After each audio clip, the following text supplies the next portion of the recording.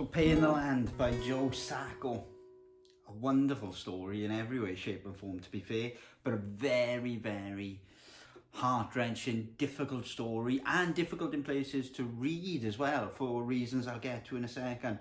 But first and foremost, the book story follows Joseph Sacco. I don't know why I'm calling him Joseph, I don't know why I'm being all formal all of a sudden. Joe Sacco. Now, if you haven't heard of Joe Sacco before, I've done a few videos on my channel on him in the past. And essentially, he's a kind of investigative journalist, an author, an artist, and he uses his unique art style and his skills as an investigator to go into war zones and controversial areas in the world, really, and document the story, like he did Safe Area Guernsey, he did a book called Palestine. So he's constantly going into these areas where there's a lot of social turmoil, a lot of conflict, a lot of issues, and he's documenting them and then bringing them to a wider audience, hopefully. And that's exactly what he's doing here, but he's focusing very much on the Canadian Northwest in this book, looking at the Aboriginal people that existed there for many, many hundreds, if not thousands and thousands of years, and charting their present and their past and the road to where they are now. Obviously discussing loosely what their hopes and dreams and aspirations are for the future. But in general, it starts off kind of outlining who these tribal people are. So it gives names like the Dene and things like that. And the one thing that comes across massively in the book is their connection to the land, in terms of it was a fundamental part of their growing up. The land is almost like a parent to them in many weird ways, because it teaches them all these different things, and it teaches them how to live and survive. It tells them the time, because they won't have watches. They can tell by the seasons and all that type of thing. And so they live very much off the land, by the way of the world, and very segregated, because the Canadian Northwest is so vast in many ways. But then obviously, as many of you know already, the Canadian Northwest, like most of America, was colonialized, and the English and the French and all these other various kind of European countries got in there and screwed things up massively. And so this book kind of tries its best, and it does succeed, I think, as well, in showing you what it is to live off the land and what it is to be a member of this tribe. And it shows you by interviewing people who actually grew up on the land and then depicting the story they're telling. And it does it wonderfully. And I think this is Joe Sacco's probably his best drawing, to be honest. It's certainly the most detailed, and it looks painstakingly detailed in places. Like he's really gone out of his way to make sure the tools and all of the kind of housing and architecture and clothing is as accurate as possible. And that's not as easy as you might think, because he's not only doing it in modern day, and obviously he's got photo referencing so you can see people living in that area modern day, but he is also going into the past. So he's obviously had to do quite a significant amount of historical research to figure out, okay, what did this period look like? What tools were people using at this point?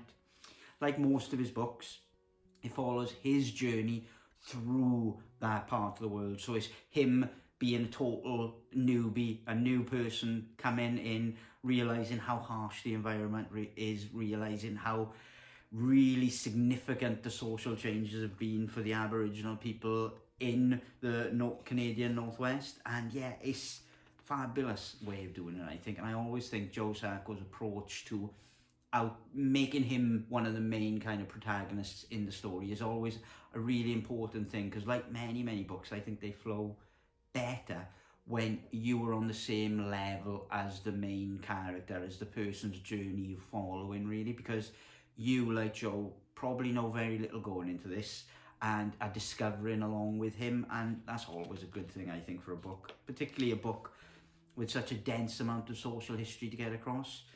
And it is a dense amount, because you're looking at the mineral and oil exploitation of the land, you're looking at land being taken, you're looking at agriculture being taken away, you're looking at drug and alcohol problems endemic to the communities. But in fairness, they come across really well in this book. And the only thing I really struggled to understand massively was a lot of the laws that came into place.